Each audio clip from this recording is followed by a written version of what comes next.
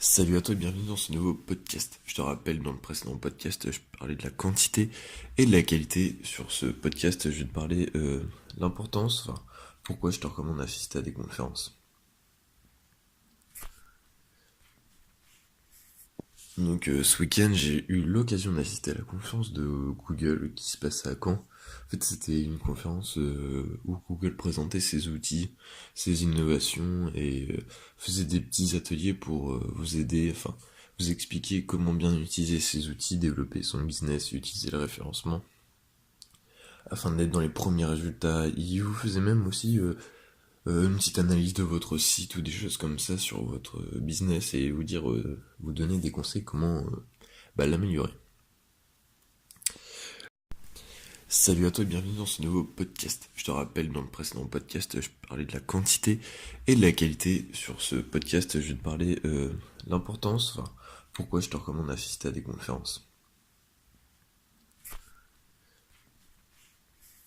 Donc ce week-end, j'ai eu l'occasion d'assister à la conférence de Google qui se passait à Caen.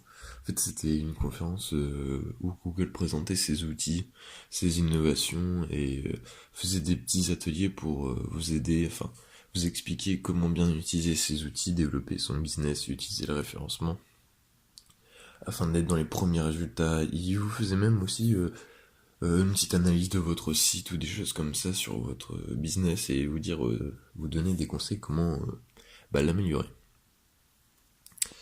Donc, je vais t'expliquer pourquoi, à mon sens, il est important que tu fasses des conférences pour, pour ton business.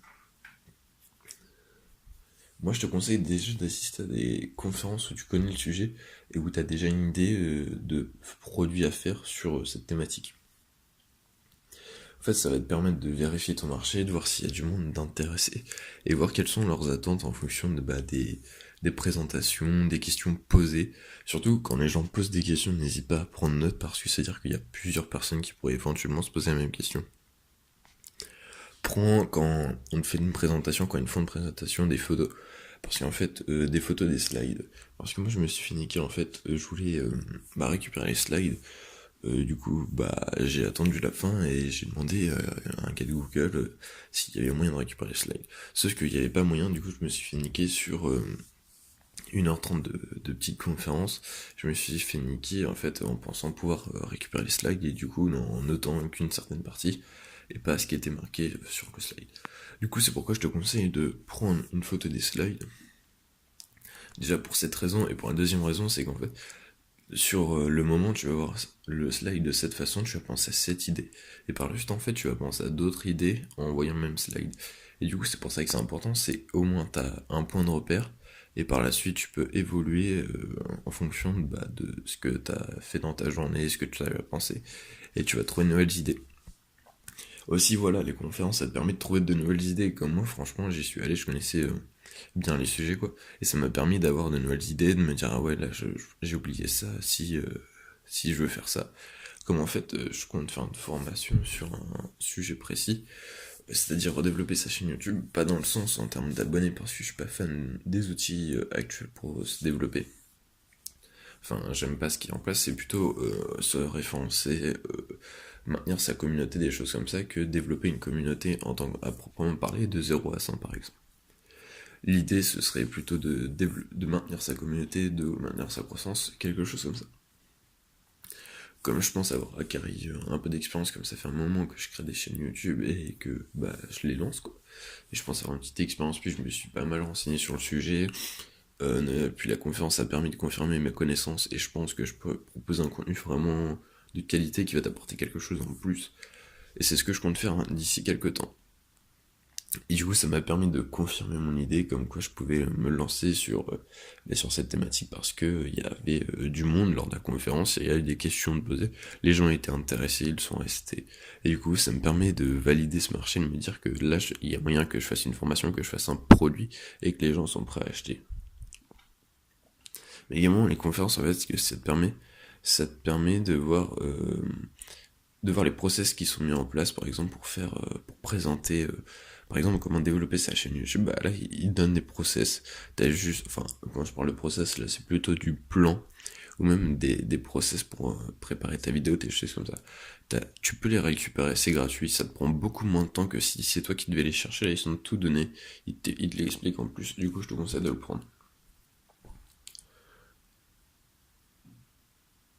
En plus, moi ça m'a permis de vérifier enfin le niveau qu'attendaient les personnes qui étaient présentes et ce que je savais. Je sais pas si j'étais clair, mais en gros, maintenant j'ai pu déterminer que j'avais le niveau pour présenter un même contenu ou un contenu similaire ou sur un même thème à d'autres personnes. Et du coup, comme je te le disais, ça a permis de confirmer mon idée de formation. En plus, ça va te faire réviser des sujets que tu connais éventuellement. Et du coup, ça te permet de savoir vraiment ce qu'il y a besoin de retenir pour que cela te soit utile, par exemple pour une formation, un truc comme ça.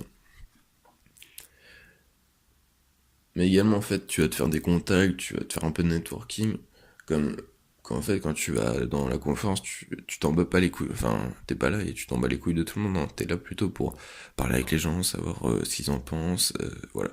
Puis, ce qu'il faut savoir, c'est que les gens, ils sont tous là dans un même but, c'est assister à la conférence sur un sujet précis. Du coup, tu peux lancer facilement des conversations avec des gens, tiens, qu'as-tu pensé de cette conférence? Elle était bien, tiens, t'as fait cette conférence, est-ce qu'elle vaut vraiment le coup, tu vois? T'as moyen de te faire des contacts et puis même avec le staff, ils sont présents pour t'aider. Du coup, faut pas hésiter à poser des questions. Moi, ça m'a permis de savoir deux trois petits trucs sur le recrutement chez Google qui était vachement intéressant. Et du coup, je te conseille de faire ça. Donc voilà, c'est globalement les idées que je vais te faire passer sur le podcast et te faire prendre en compte que les conférences c'est intéressant pour valider son idée de business, avoir de nouvelles idées, mais surtout ne pas rester enfermé sur ce qu'on sait déjà et voir si il y a besoin de réaffirmer ses compétences ou non. Moi je te dis merci d'avoir écouté ce podcast et à la prochaine.